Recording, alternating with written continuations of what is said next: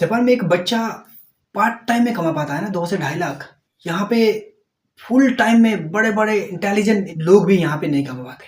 Japan में शादियाँ होती है ना, वहाँ पे मिनिमम 20 से 30 हज़ार तो आपको देना ही देना है। शादी में जाओगे तो अकेले ही जाओगे, पूरे फैमिली को लेके नहीं जा सकते। जापान में सफाई की बात करें तो कुत्ते जो टट्टी करते हैं ना, उसको भी पन्नी में भर के लपेट के घर पे लेकर जाता है। कूड़ा पूरे बैग में भरा जाता है और घर पे लेकर फेंका जाता है। रात को 2 बजे भी लोग घूम रहे हैं, तब भी कोई डर नहीं। पे 2 से 3 महीने लग जाते हैं लाइसेंस बनाने में। आज हम जापान के ऐसे-ऐसे तथ्य के ऊपर बात करेंगे, हो सकता है आपके लिए वो अनसुनी हो। जैसे अगर इंडिया में देखेंगे तो किसी भी व्यक्ति को अगर आप बुलाते तो वहाँ पे लड़के के लिए मिस्टर का यूज़ करते हैं, जैसे mister Raju Pandey, mister Sachin Kumar. Japan में अगर आप किसी लड़के को बुलाते हैं तो वहाँ पे आप कुन का प्रयोग कर सकते हैं, वो भी नाम के बाद में होता है, जैसे राजू कुन, सचिन कुन, इस तरह से आप प्रयोग कर सकते हैं। अगर आप लड़कियों और बच्चों के लिए प्रयोग करते हैं तो यहाँ पे चैन का प्रयोग होता है, जैसे आपने सुना होगा सिन-चैन, मसाओ-चैन, जैसे सविता चैन, मोनिका चैन। जैसे कभी-कभी आपने देखा है ना, जब हम चलते-फिरते किसी को भी सर बोल देते हैं।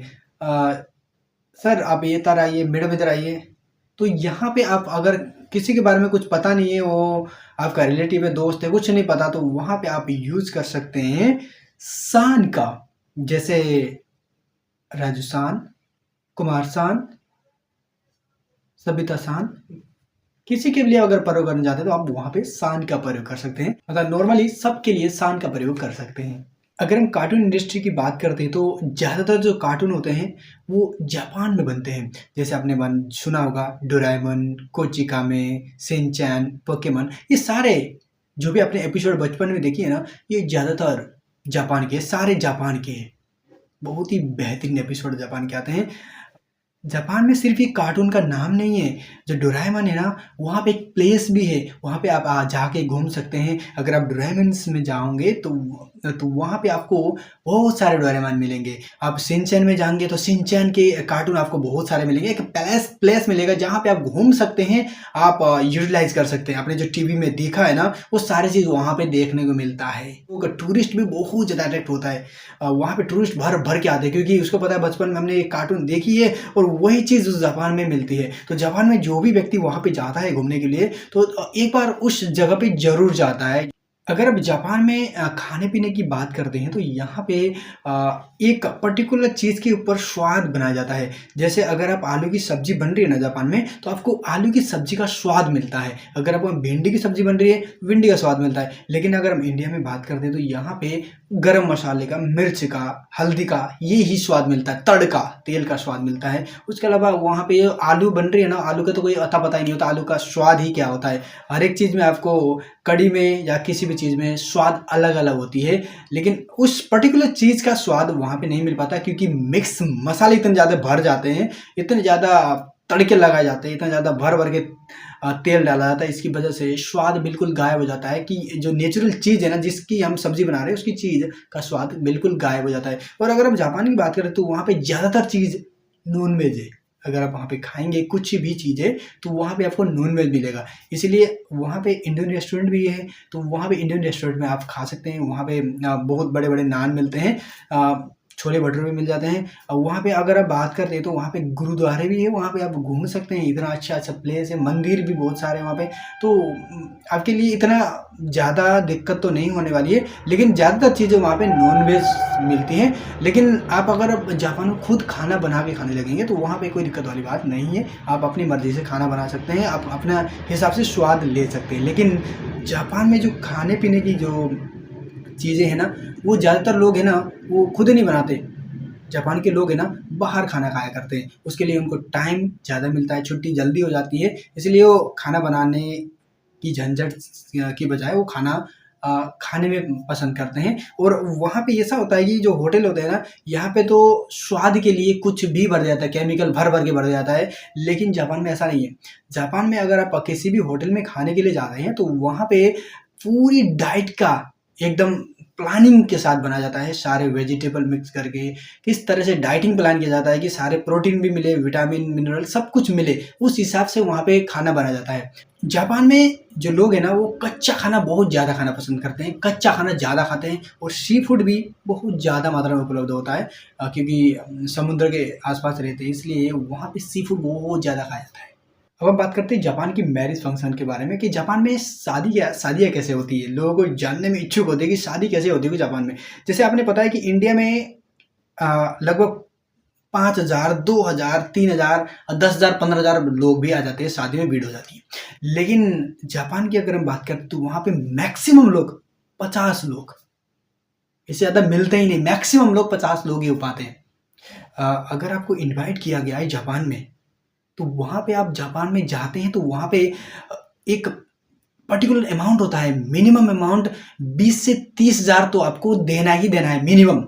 अगर आप चाहो तो 50,000, 1,00,000, 2,00,000, 3,00,000 भी दे दो, लेकिन मिनिमम अमाउंट 20,000 से 30,000 तो आपको देना है। 20,000, 50,000 तो आपको देना ही देना है। लोग शर्मा के 1,50,000, 2,00,000, 3,00,000 भी दे जाते हैं। अगर आपको इनवाइट किया गया है तो देना ही देना है, बिना दिए नहीं जा सकते। अगर आपको इनवाइट किया गया है, नहीं जाना चाहोगे तो आपको पर्टिकुलर लिख के बताना पड़ेगा, मैं इस वजह से नहीं आ पा रहा हूँ। ऐसा नहीं कि आप कार्ड दे दिया गया, आप नहीं जा रहे हो, बताना पड़ेगा आपको, क्योंकि उसी के हिसाब से आपके लिए खाना बना जाता है, उतना ही लोगों के लिए खाना बना जाता है। और जापान में ये भी होता है एक रूल कि अगर आप वहाँ पे सेलिब्रेट शादी में जा रहे हो तो मेन जो क्रिएटिव होता है, मेन जो व्यक्ति होता है, वो शादी मैरिज का दूल्हा होता है, उसके हिसाब से शादी होती है, उसके फंक्शन को देखा जाता है। यहाँ पे अगर आप इंडिया में देखेंगे तो कोई लड़के के और लड़की के ऊपर तो ध्यान है ही नहीं। अलग-अलग जगह में लोग जा रहे हैं और वहाँ पे अपना फ़ोटोशूट कर रहे हैं, खाना खा रहे हैं, मौज-मस्ती कर रहे हैं। जो दूल्हा-दुल्हन तो क्या कर रहा है, क्या नहीं कर रहा है, उसके ऊपर कोई लेन-देन नहीं है, कुछ भी करता रहे वो। लेकिन हम जो गए हैं सज-धज के, वो हमें खाना खाना है, घूमना है, फ़ोटोशूट करना है, जो भी करना है, डांस करना है, जो भी करना है, लेकिन दूल्हा-दुल्हन जो भी कर रहा है, करने दो। उनके ऊपर कोई ध्यान नहीं है। नहीं कि उनको ये नहीं लगता कि उनकी शादी हो रही है या क्या हो रहा है, पता नहीं। जापान में ऐसा नहीं है। जापान में सेलिब्रेट किया जाता है, उन दोनों को मेन चीज़ बनाया जाता है। उनके ऊपर ही उनके उनके साथ ही बैठा जाता है, उनको देखा जाता है, सेलिब्रेट किया जाता है। तो जो खाने-पीने की अगर हम बात करते हैं तो यहाँ पे इंडिया में जो मर्ज़ी जितना मर्ज़ी खाओ, आधा फेंको, कोई दिक्कत नहीं है। करते हैं था लोग, आधा प्लेट भर-भर के प्लेट भरते हैं, आधा खा लेते हैं, जो नहीं खा पाते फेंक देते हैं। जापान में एक टेबल पे आपको खाने के लिए बिठाया जाएगा, वहाँ पे आप बैठोगे, आपके लिए पर्टिकुलर प्लेट में थोड़ा-सा खाना दे दिया जाता है, उतना खा लीजिए, दोबारा भर-भर के आपको लेना नहीं, कुछ लेने को मिलेगा नहीं।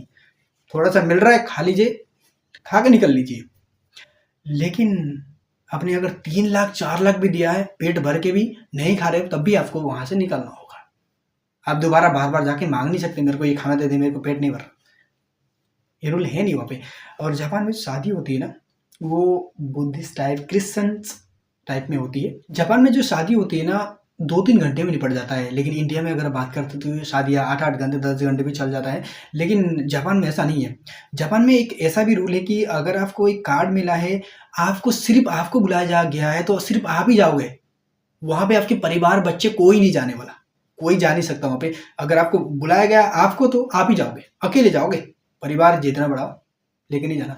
लेकिन इंडिया में 500 रुपये देके पूरी परिवार खानदान को लेके गए और पेट भर के खा लिया, मौज मस्ती कर लिया, 500 देके निकल लिया, 500, 200, 100 रुपये देके भी निकल लिया। कभी कभी तो ऐसा होता है जापान में, जो लोग शादी करते हैं ना, उन्होंने जो खर्च किया ना, उससे 3 गुना पैसा रिटर्न आ जाता है।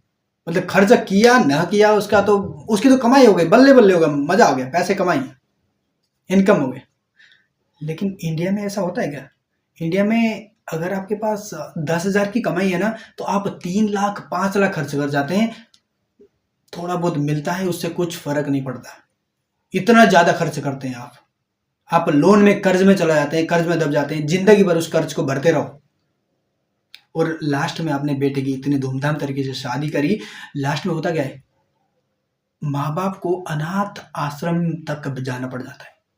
ये सिचुएशन है। अगर आप अपने पैसे बचा लिए होते, उस शादी को 10,00,000 की जगह आपने 1,00,000 में करी होती, और 9,00,000 आपने बचा लिया होता, तो आप उस वृद्धाश्रम जाने की जरूरत नहीं पड़ती। आप खुद पे डिपेंड होते, आप अपने ऊपर पैसे खर्च करके जिंदगी भर आप कोई किसी के भरोसे नहीं रहना पड़ता आपको। ये आपने कभी सोचा ही नहीं। आप तो ये सोचते हैं यार ये शादी है, करना है, खर्च जितना मर्जी उड़ा दो। एक दिन की शादी में इतना पैसा खर्च करने की बजाय आप अपने लिए भी तो रख सकते थे। अब आपकी उम्र 60-70 होने वाली है, अब आपकी कमाने की उम्र है नहीं, अब आपके बच्चे देखेंगे नहीं, तो आपके पास पैसा तो आपने शादी में लगा दिया, गवा दिया। अब बच्चे नहीं देखेंगे तो आपको भुगतना तो पड़ेगा। अब बच्चे आपको झेल नहीं पाएंगे तो बच्चे क्या करेंगे, आपको अनाथ आश्रम में छोड़ देंगे। तो इसलिए आप अपनी खुद के लिए भी पैसा रखो, इन्वेस्ट करो, ताकि आगे आने वाले टाइम में बच्चे नालायक भी निकल जाए तो आप लड़ने के लिए मजबूती के साथ निकलो, ऐसा बनो खुद को। जैसे इंडिया में गिफ्ट देने का प्रचलन है, जो भी लोग आते हैं कुछ ना कुछ गिफ्ट दे के चले जाते हैं, गुड दे कुछ पैसा दे देते हैं। लेकिन जापान में ऐसा कुछ है नहीं, कोई गिफ्ट नहीं देता। कभी कभी कुछ लोग दे भी देते हैं, लेकिन ऐसा वहाँ पे प्रचलन नहीं है कि आपको गिफ्ट देना है। अगर हम जापान की एक बेहतरीन तथ्य की बात करें तो वहाँ पे जापान में ज़्यादातर लव मैरिज होती है। लगभग अगर हम बात करते हैं तो 70 से 80% जो मैरिज होती है वो लव मैरिज, मतलब मैक्सिमम लव मैरिज होती है। अरेंज मैरिज की कभी कभी सुनाई देती है कि आगे अरेंज मैरिज हो रही है, अरेंज मैरिज बहुत कम सुनाई देता है, लेकिन ज़्यादातर लव मैरिज होती है। और अगर हम अभी फिलहाल की बात करते हैं जापान में, तो शादी करने की जो उम्र है ना 16 साल है। पहले 14 साल था, अब बढ़ा के 16 साल कर दिया गया है। लेकिन ज़्यादातर लोग कुछ 16 में करते हैं, कुछ अभी एवरेज की एज की बात करें तो 28 साल की उम्र से 30 साल की उम्र तक लोग शादी करते हैं। कुछ लोग 40 साल में भी कर जाते हैं, वो अपनी भी मर्जी है, लेकिन आप 16 साल में शादी कर सकते हो, ये जापान की गवर्नमेंट के द्वारा रूल। अब हम जापान के फेस्टिवल के बारे में बात करते हैं। देखिए इंडिया में दिवाली, दशहरा, भैया दूज, ईद, ये कई सारे त्योहार होते हैं जो धूमधाम तरीके से मनाए जाते हैं। लेकिन जापान में ऐसा कुछ नहीं होता, कुछ अलग होता है। जैसे गर्मियों का सीज़न शुरू होते ही वहाँ पे फेस्टिवल सीज़न शुरू हो जाते हैं। सबसे बड़ा अगर हम बात करें जापान का त्यौहार तो यहाँ पे फायरवर्क होता है। जैसे इससे हल्का फुल्का दिवाली से मिलता जुलता है। दिवाली में बम पटाखे दबा के फोड़ा जाता है, लोग अपना अपना पटाखा लाते हैं, खरीद खरीद के उसको फोड़ते हैं। लेकिन जापान में गवर्नमेंट के द्वारा एक पर्टिकुलर प्लेस पे, सिटीज़ में, वहाँ पे एक पर्टिकुलर जगह में पटाखे फोड़े जाते हैं, लेकिन वो प्रदूषण बहुत कम देते हैं। वो एक फायरवर्क होता है जहाँ पे एक पूरा परिवार सज धज के सुबह से जाता है, शाम के लिए इंतजार करता है। अरे शाम को बहुत शानदार तरीके से पटाखे फूटने वाले हैं, बहुत अच्छे अच्छे कलरफुल पटाखे ऊपर जाएंगे। डोरेमन ऊपर जाके फूटेगा, डोरेमन दिखेगा, कभी पोकेमन दिखेगा, ये कई चीज़ें आपको देखने को मिलती है। पूरी परिवार सज धज के जाती है वहाँ पे, मार्केट पूरा सज धज के लग जाता है, प्लस सेलिब्रेशन बहुत शानदार होता है। वहाँ पे ना कोई गरीबी होता है ना कोई अमीर से मतलब है, वो परिवार पूरा देश सेलिब्रेट कर रहा होता है। गरीबी अमीरी से कोई लेन देन नहीं। यहाँ पे दिवाली में अमीर ज़्यादा पटाखे खरीदता है, गरीब कम खरीदता है। उसके पास पैसे ज़्यादा है, वो ज़्यादा खरीदेगा, उससे कम कंपैरिजन होती है। वहाँ पे कोई कंपैरिजन, कोई मतलब नहीं, गरीब अमीर से कोई कंपैरिजन नहीं। वहाँ पे सब लोग एक साथ बैठे अपने परिवार के साथ बैठ के देख रहे हैं। कुछ लोग अपने घर से दिखाई देता है तो घर से देखते हैं, कुछ लोग वहाँ पे जाके देखते हैं। उनके लिए बहुत अनमोल पल होता है, बहुत अमेजिंग, जो आसमान में जाके ऊपर बहुत अमेजिंग दिखाई देता है। उनके लिए कलरफुल पटाखे दिखते हैं, बहुत शानदार है। ये दिवाली से मिलता जुलता है, लेकिन दिवाली से कुछ अलग है। दूसरा एक और त्योहार होता है जापान में, वो चेरी ब्लॉसम होता है, जहाँ पे जो पूरा जापान है ना पूरा पिंक हो जाता है। कुछ कुछ सिटीज़ में हो सकता है वो पेड़ ना हो, जहाँ जहाँ पर वो पेड़ है वहाँ पे पूरी तरह से पिंक हो जाता है। एक दो हफ्ते के लिए वहाँ पे पूरा पिंक हो जाता है। लोग क्या करते हैं, पूरा भर भर के उस चेरी ब्लॉसम्स के लिए देखने के लिए जाते हैं। वहाँ पे सेलिब्रेट करते हैं, पिकनिक करते हैं, पार्टी करते हैं लोग। अपने बर्थडे भी सेलिब्रेट करते हैं, किसी का बर्थडे उस टाइम आ रहा है तो वहाँ पे इतनी सुंदर तरीके से मनाया जाता है। लोग बाहर से, फॉरेन कंट्री से भी आते हैं, इतना शानदार होता है। यहाँ पे भी कोई गरीब अमीर से कोई कंपैरिजन नहीं, पूरा कंट्री सेलिब्रेट कर रहा होता है। कोई धर्म से, रिलीजन से कोई लेन देन नहीं है। सारा का सारा परिवार जाता है, बैठता है पार्कों में, और चेरी ब्लॉसम्स के जो पेड़ होते हैं ना, पिंक पेड़ पूरी तरह से देखा जाता है। वो पूरे साल वो पूरे के पूरे सूखे लकड़ी की तरह दिखाई देते हैं, लेकिन 2-3 हफ्ते के लिए वो फूल खिल जाता है, पिंक पिंक हो जाता है, बहुत ही अमेजिंग लगता है। अगर आप जापान में जा रहे हो तो एक बार चेरी ब्लॉसम्स के टाइम पे भी आप जाके एकदम देखिए, इसका एंजॉय करिए, बहुत अमेजिंग लगने वाला है। अब हम आते हैं जापान के रूल एंड रेगुलेशंस के बारे में। देखिए जापान में जो लोग होते हैं ना, अगर आपको रोड क्रॉस भी करना होता है, अगर आप ड्राइवर हो तो आप वहाँ पे रेड लाइट का इंतजार करो, ग्रीन लाइट का इंतजार करोगे। ग्रीन लाइट होगा तभी आप रोड को क्रॉस कर सकते हो, क्योंकि रेड लाइट में लोग रोड क्रॉस करते हैं। वहाँ पे आपको जगह देने पे, अगर रात के 2 भी बज रहे हैं, कोई व्यक्ति नहीं है रोड क्रॉस करने वाला, फिर भी वो ड्राइवर इतना ईमानदार है कि वो लाइट का इंतजार करता है कि कब ग्रीन लाइट हो तभी मैं उस रोड को क्रॉस करूँ। चाहे कुछ भी ना हो, इतनी ईमानदारिता है, इसलिए जापान बहुत ही डेवलप्ड कंट्री है। अगर आप फॉरेनर है तो आप बिल्कुल भी ये गलती ना करें कि जैसा आप इंडिया में करते हैं कि गाड़ी रेड लाइट हो या ग्रीन लाइट हो, किसी भी लाइट में आप चारों तरफ से गाड़ियाँ आ रही है तब भी आप गाड़ी चलाते जा रहे हो। ऐसा बिल्कुल भी मत करना, क्योंकि आपका वीज़ा बिल्कुल रद्द कर दिया जाएगा, आपको वहाँ से भेज दिया जाएगा। इसलिए बिल्कुल भी ये गलती मत करना, क्योंकि आप फॉरेनर हो, आपके ऊपर तो बहुत ज़्यादा स्ट्रिक्टली नज़र रहती है कि आप गलती तो नहीं कर रहे हो। किसी भी तरह कुछ भी आप गलती करते तो वहाँ से आपका वीज़ा रद्द करके आपको वहाँ से भेजा जा सकता है। इसीलिए आप तो बहुत ज़्यादा रूल का अप्लाई करिए, फॉलो करिए। जापान में ड्राइविंग लाइसेंस लेना बहुत ज़्यादा मुश्किल है। आपको 1 से 2 महीने की पूरे दिन ट्रायल देनी पड़ती है। इतनी पूरे दिन 1 महीने 2 महीने तक आप ट्रायल देते रहोगे, जब आप पास होगे तभी आपको मिलेगा लाइसेंस। अगर आप पार्ट टाइम हो, आपके पास टाइम कम है, आपको 2-3 घंटे तक ट्रायल देना है, तो आपको हो सकता है 3 से 4 महीने भी लग जाए उस लाइसेंस को लेने के लिए। इतना कठिन है लाइसेंस लेना, इतना आसानी से लाइसेंस नहीं मिलता है। लाइसेंस मिलता भी है तो वहाँ पे लाइसेंस की कैटेगरीज होती है। सबसे पहले ब्रोंज, सिल्वर, गोल्ड, डायमंड, ये कैटेगरीज होती है। देखिए, सबसे पहले आपको ब्रोंज लाइसेंस मिलेगा, उसके बाद आप अच्छा गाड़ी चलाते हो, आपके पास एक्सपीरियंस आ जाता है तो आपको उसके बाद आपको सिल्वर मिलता है, फिर गोल्ड मिलता है। मतलब आपकी कैटेगरी बढ़ती है, उसमें कई सारे बेनिफिट मिलते होंगे। इसके बारे में प्रॉपर नॉलेज तो मेरे पास नहीं है। आप गूगल में सर्च करके देख सकते हैं क्या इस कार्ड में क्या क्या बेनिफिट मिल सकता है। अगर रोड पे कहीं पर स्टॉप लिखा है तो वहाँ पे आपको रुक जाना है और चारों तरफ नज़र दौड़ानी है, पीछे आगे चारों तरफ देखने के बाद कोई नहीं आ रहा है तब आगे बढ़ना है। ऐसा नहीं कि आपको स्टॉप लिखा गया है, कोई कुछ दिख नहीं रहा, आपने चारों तरफ देखा नहीं, यूं गाड़ी चला दिया। देखिए, जापान में कोई भी व्यक्ति हॉर्न नहीं बजाता गाड़ी का। अब देखो, इंडिया में चारों तरफ कोई गाड़ी आगे है या नहीं है तब भी पी पी पी पी बजाता है। फ्लाईओवर पे जा रहा है कोई गाड़ी, एक भी आगे गाड़ी नहीं दिख रहा, फिर भी वो पी पी पी पी बजाता चलता है। उसको तो आदत सी पड़ गई है हॉर्न बजाने की। जापान में ऐसा कोई नहीं है, कोई हॉर्न नहीं बजाता, कोई बजा नहीं सकता, बजाता ही नहीं है। और सबसे बड़ी बात, सिर्फ जापान नहीं, बाहर के कई सारे कंट्री है जहाँ पे हॉर्न बजाना अलाउड नहीं है, हॉर्न नहीं बजाते। इंडिया ही है जो दबा के हॉर्न बजाते हैं, टट टट टट टट। जापान की अगर हम सफाई की बात करते हैं तो जापान में किस लेवल तक सफाई होती है। जापान में अगर हम नाले की बात करता हूँ, नाले में मछली हुए तैरते नजर आएंगे आपको, इतना साफ सुथरा है। यहाँ पे इतना गंदा है कि नाले में कचरा भरा है या पानी भरा है कुछ दिखाई नहीं था, कुछ समझ में नहीं आता।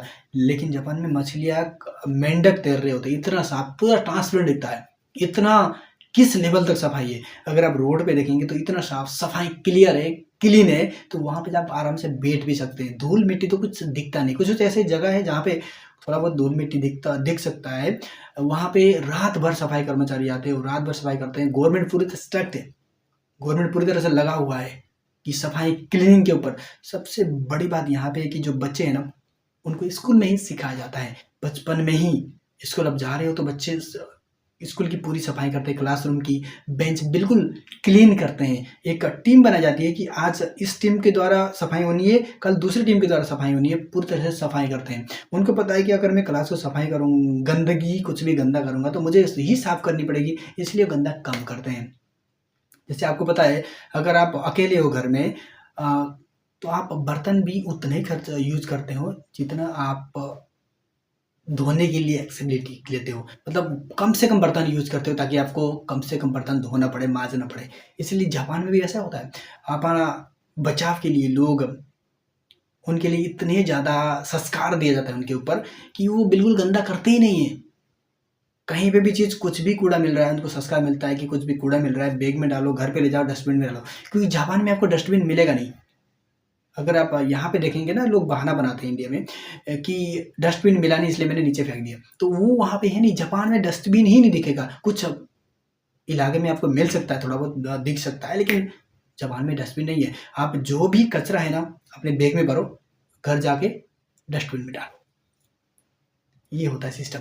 और वहाँ पे कोई भी व्यक्ति कुत्ता लेके टहल रहा होता है तो उसके साथ अपना एक पॉलीथीन बैग और एक पानी का बोतल लेके चलता है। कुत्ता जैसे ही कहीं पोटी कर देगा तो वहाँ पे वो उठा के पन्नी में भर के, पॉलीथीन में भर के घर ले जाता है। अगर वहाँ पे कहीं पेड़ के आसपास या कहीं जमीन में पेशाब भी कर देता है ना कुत्ता, तो वहाँ पे भी पानी डाला जाता है, सफाई की जाती है रोड पे। आप समझ सकते हो कितनी हद तक सफाई होती है, कहाँ तक सफाई होती है। तभी तो देश सफाई के लिए आगे बढ़ रहा है। इसी तरह बच्चे जो बड़े होते हैं ना, वही बच्चे जो स्कूल में सफाई करके जो आगे बढ़ते हैं, वो बड़े होके वो सोचते हैं कि अगर मैं गंदा करूँगा इस कंट्री को तो दोबारा मुझे ही साफ करना पड़ेगा, इसलिए देश को सफाई नहीं करता। यहाँ पे सफाई कर्मचारी को थोड़ा-सा निचला जाति या ऐसा समझ नहीं, कुछ लोग समझते हैं, लेकिन जो वहाँ पे जो सफाई कर्मचारी है ना, उसको तो वो सोचते हैं अरे गवर्नमेंट नौकरी है, इसकी तो सरकारी बंदा है ये, रिस्पेक्ट करी जाती है। रिस्पेक्ट करी जाती है, उनको सम्मान दिया जाता है, अरे सफाई कर रहे हैं, देश की सफाई कर रहे हैं, इज्जत, कमाल का इज्जत है। जापान में कोई भी कंस्ट्रक्शन का काम चलता है, घर बनता है ना, वो उस घर को जहाँ पे भी बन रहा है, वो पूरा इलाका को पूरी तरह से ढका जाता है। इतना तगड़ा तरीके ढका जाता है कि वहां से कोई भी धूल मिट्टी के कण बाहर ना चला जाए, पूरी तरह से कवर किया जाता है। यहाँ पे कोई भी घर बना रहा है, धूल उड़ रही है, मिट्टी उड़ रही है, उसके ऊपर रेत डाली जा रही है, हवा चल रहा है, चारों तरफ प्रदूषण, कंस्ट्रक्शन की वजह से बहुत ज़्यादा प्रदूषण होता है। लेकिन जापान में पूरी तरह से कवर किया जाता है, जब तक वो बन के बिल्कुल रेडी नहीं हो जाता, बिल्कुल तैयार नहीं हो जाता कि वहाँ से कंस्ट्रक्शन कंप्लीट नहीं हो जाता, तब तक कवर नहीं हटा जाता। बिल्कुल क्लीनिंग होने के बाद चमचमाता काम शुरू होता, तभी वहाँ से पर्दे हटाए जाते हैं, सब कुछ हटा के काम शुरू होता है। जापान में भूकंप बहुत ज़्यादा आता है। कभी-कभी तो ऐसा होता है जापान में दिन में ही 5 से 6 बार भूकंप आ रहा है, भूकंप आता जा रहा है, आता जा रहा है। पूरा घर हिल रहा है इधर-उधर। वहाँ के घर लकड़ी के बने होते हैं, तो मूवमेंट वाले घर है, स्प्रिंग लगे हुए घर, जब भी कुछ भी हिलता है ना, गिरते नहीं है। फ्लेक्सिबिलिटी उनके ऊपर बनी हुई है, जैसे हमें हमारा है ना शरीर, फ्लेक्सिबिलिटी इधर भी इधर कहीं भी जाता है तो ये टूटता नहीं है, इस तरह फ्लेक्सिबिलिटी बनाया गया है, फ्लेक्सिबल। तो वहाँ पे घर टूटते नहीं है। लोगों के अंदर डर भी थोड़ी सी कम हो गई, क्योंकि ज़्यादातर आपको बार बार वही चीज़ होती है, भूकंप आता रहता है, तो उनको डर भी कम हो जाती है। लेकिन फॉरेनर जो भी जाते हैं तो बहुत ज़्यादा डरते हैं, अरे भूकंप रोज आ रहा है, कुछ नए लोग होते हैं ना, बहुत ज़्यादा डर जाते हैं। यहाँ पे जापान में एक टेक्नोलॉजी इतनी खतरनाक तरीके से काम करती है कि जापान में जो जब भी भूकंप आती है तो वहाँ पे इसका एक अलर्ट आता है। देखिए आपका फ़ोन में स्क्रीन पूरी तरह से बंद हो गई, वहाँ पे भूकंप आ गया, भूकंप आ गया, इस तरह से निशान आने लगती है। टीवी चल रहा है आपका, वहाँ पे न्यूज़ पूरी तरह से डिस्प्ले बंद हो जाता है, वहाँ पे सिर्फ ये दिखाया जाता है कि भूकंप आ गया, भूकंप से सावधान रहिए। फ़ोन, टीवी, टेलीविज़न, रेडियो में हर जगह आपको सायरन बजने लगता है। सायरन पूरी तरह से बजता है कि भूकंप आ गया है, बचने की तैयारी कर लीजिए, अपना सुरक्षा कर लीजिए, इंतज़ाम कर लीजिए, ये सब होता है। और स्कूलों में भी ये भी सिखाया जाता है कि भूकंप आने वाला है तो भूकंप की तैयारी कैसे करें। लोगों को, बच्चों को जो डेस्क होते हैं ना, जो बेंच होते हैं, उसके नीचे कैसे बैठना है, उसके नीचे तकिया रखा होता है, फ़ोम रखा होता है, उस फ़ोम को हरदम फ़ोम पड़ा रहता है वहाँ स्कूलों में, उसके नीचे वहाँ छुप जाते हैं और अपने सर के ऊपर वो फ़ोम रख लेते हैं ताकि अपना सर बचाया जा सके। और स्कूल भी जो भी होते हैं वो बड़े-बड़े हाइट वाले नहीं बने जाते हैं, फ्लेक्सिबिलिटी उनके अंदर भी होते हैं, छोटे-छोटे हैं, लकड़ी के बने जाते हैं ज़्यादातर घर, तो वहाँ पे इतना ज़्यादा गिर भी ज़्यादा तो उतना फ्लेक्सिबिलिटी नहीं होती है, उतना ज़्यादा नुकसान नहीं होता है। अब हम जापान के स्कूल के बारे में बात करते हैं। जापान में जो स्कूल होते हैं ना, वहाँ पे बच्चों को क्लीनिंग से लेके घर में खाना बनाना, खाना बच्चों को परोसना, घर के पर्टिकुलर काम सब कुछ सिखाया जाता है। अगर आपका बच्चा टैलेंटेड है स्विमिंग करने में, तो आपके बच्चे को सिर्फ स्विमिंग पे फोकस किया जाएगा।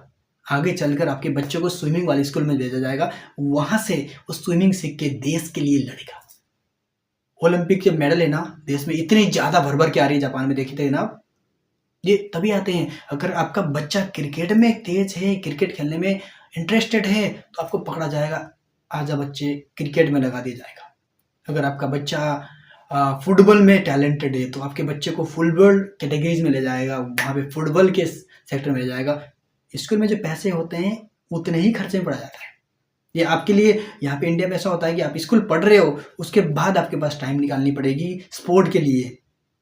आपकी छुट्टी 2 बजे होती है, तो 2 बजे के बाद आप जाओगे क्रिकेट खेलने, थके-थके हो गए, आपको वहाँ पे जाने का मन करे ना करे, पैसा अलग से लगानी पड़ेगी, वहाँ पे उतना अफोर्डेबल है या नहीं है, तो लोग छोड़ जाते हैं। लेकिन जब आपके स्कूल में ही वो चीज़ है अवेलेबल, आपको क्रिकेट भी वहीं सिखाया जा रहा है, फुटबॉल भी वहीं पे आपको अवेलेबल कराया जाता है, आपके लिए वही सेक्टर में आपको सिखाया जाता है पूरे दिन रात। अगर आप एक काम को जियो जान से बचपन से लग जाते हो उस इंटरेस्ट के ऊपर काम करने, तो आप आगे नहीं बढ़ोगे तो कौन बढ़ेगा।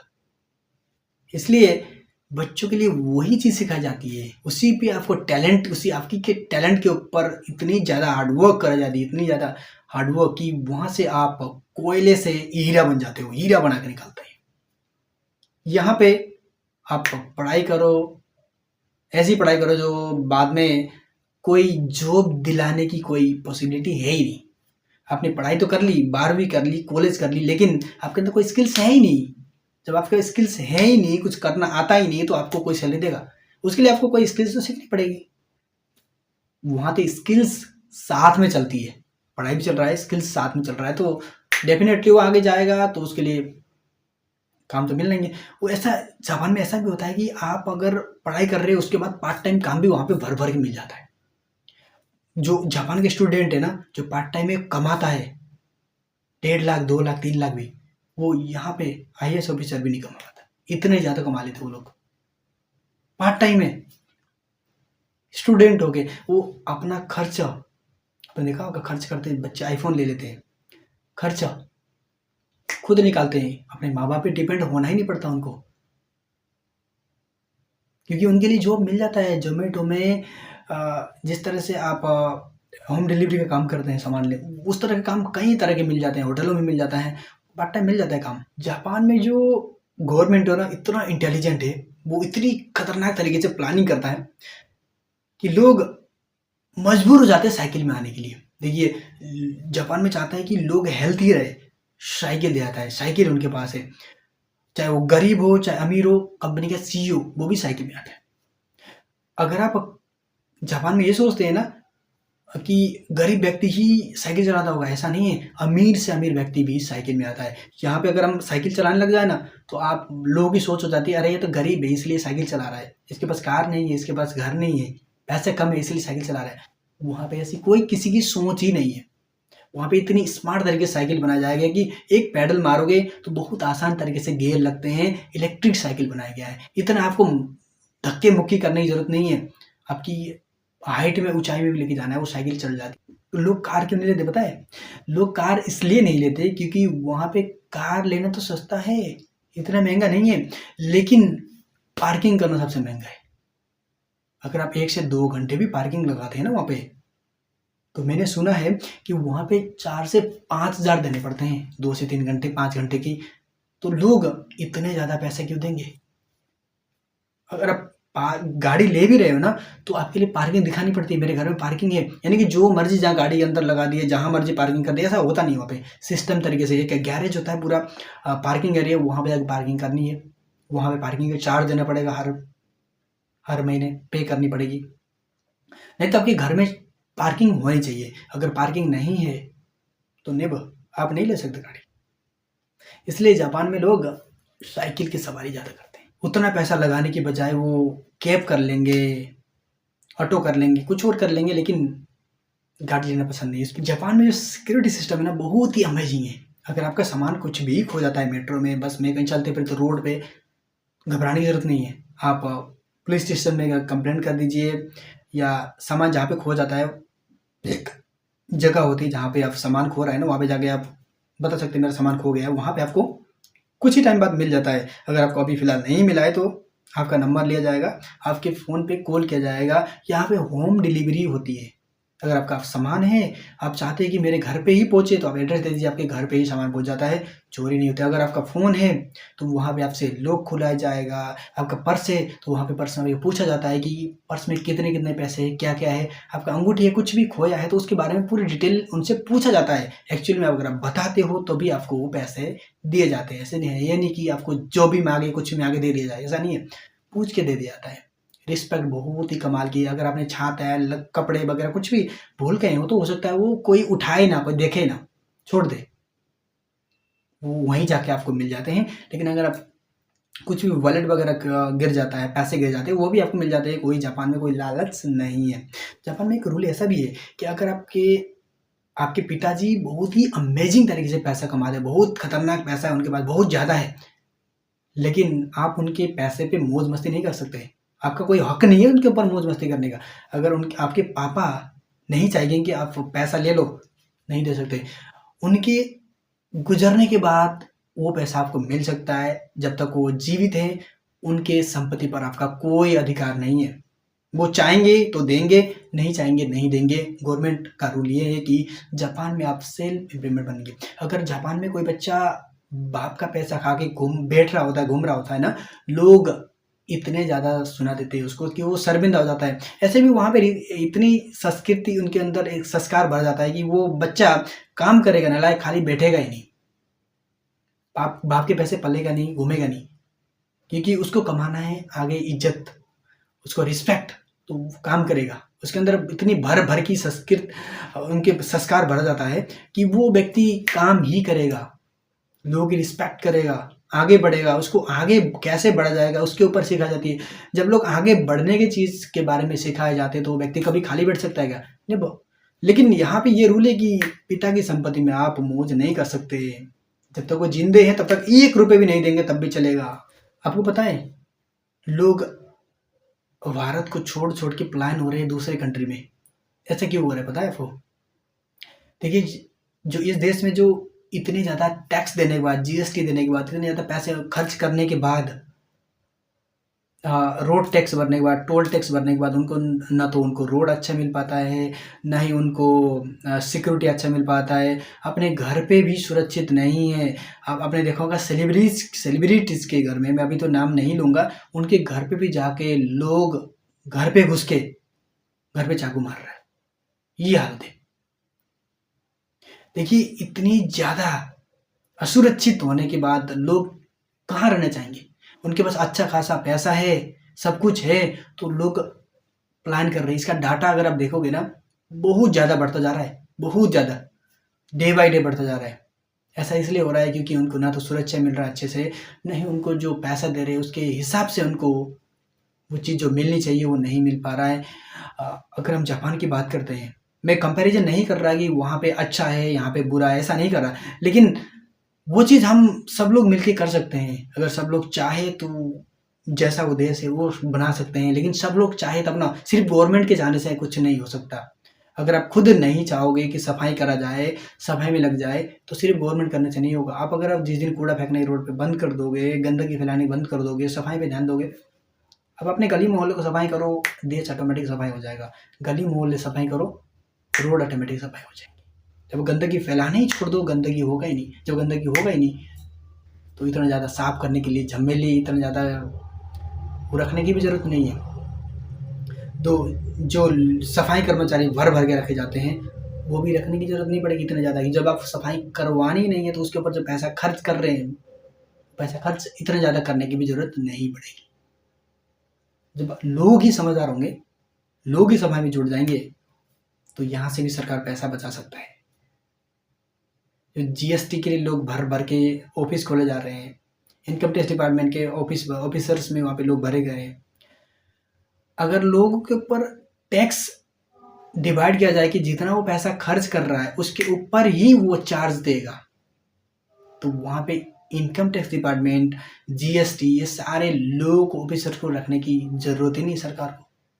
इतना ज़्यादा पैसा उसके ऊपर लगाने की ज़रूरत ही नहीं है। लेकिन फिर भी जब तक सरकार स्ट्रिक्ट रूल नहीं लाएगा, जो लोग गलत करते हैं उसके ऊपर सजाएं, सख्त सजा नहीं होगी, तब तक सुधरेगा ही नहीं देश। तब तक ये बम ब्लास्ट वगैरह होते रहेंगे, आतंकवादी ये खुलेआम घूमते रहेंगे, क्योंकि सरकार ही कमज़ोर रूल एंड रेगुलेशंस है। जब तक ये रूल एंड रेगुलेशन सुधरेंगे नहीं, जब तक मजबूत होगा नहीं रूल एंड रेगुलेशंस, तब तक ये चलता रहेगा। आपने सुना है कभी सऊदी अरब में ऐसा ब्लास्ट हो रहा हो, कभी चोरी टकोटी हो रहा है? जापान में कभी सुना है कि चोरी हो रहा है, कोई छीना झपटी हो रहा है, मारा पीटी हो रहा है? नहीं। जब सरकार इतना सख्त है, जब लोग इतने संस्कारी बनाया गया है, सरकार के साथ साथ लोग इतने समझदार हो गए कि वहाँ पे ऐसे करने की नौबत ही नहीं आती। लोग सीखते हैं कि हम आगे कैसे बढ़े। लोग ये नहीं सीखते कि चाकू कैसे मारना है, बम कैसे फेंकना है, गोला कैसे। जब लोगों के अंदर जुनून है कि आज हमने हमारे देश में 10 मेडल आए हैं तो हमें 50 मेडल कैसे लेके आना है, पूरे देश जुटा हुआ है, तो उस देश में मेडल ज़्यादा आएंगे या वो जो जिस देश में वो सीख रहे हैं ज़्यादातर लोग लड़ाई कैसे करना है, कि दूसरे की ज़मीन कैसे हड़पना है, अगर आगे कोई बढ़ रहा है तो उसकी टांग कैसे खींचनी है, वो आगे बढ़ेगा। आप बताइए, कमेंट बॉक्स खाली, आप जाके राय दीजिएगा कि कौन सा देश आगे बढ़ सकता है, जिस देश में प्रगति के लिए लाइन लगी पड़ी है कि आगे बढ़ना कैसे है, सब लोग को लेके आगे कैसे निकलना है, या वो जो दूसरे की बुराई कर रहे हैं, कहानियाँ सुना रहे हैं, जापान में 80 साल के 90 साल के जो लोग हैं ना, वो भी खाली नहीं बैठते हैं, वो भी उनको भी काम किया जाता है। यहाँ पे ये सोचा जाता है इंडिया में कि अगर आप 60 साल के हो गए तो आपकी उम्र होगी बैठ के खाने की, बच्चे पालेंगे, आपको काम करने की जरूरत नहीं है। अगर वो लायक है काम करने की, तब भी उसको काम नहीं दिया जाता है, काम नहीं मिलता। जब उसको काम मिलेगा नहीं तो वो क्या करेगा, ताश खेलेगा, इधर उधर घूमेगा, भटकेगा। जब उसको कमाएगा, पैसे मिलेगी, तो वो उसकी इज्जत होगी, रिस्पेक्ट होगी, लोग उसको गाली गलौज नहीं देके, बच्चे भी उसको रिस्पेक्ट करेंगे, अरे पैसे कमा के आ रहा है, उसके अंदर कैपेबिलिटी है, काबिल हो कमाने की, फिर भी उसको काम नहीं मिल रहा है। जब काम मिलेगा ही नहीं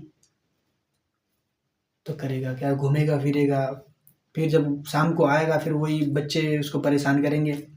ये तो होता है।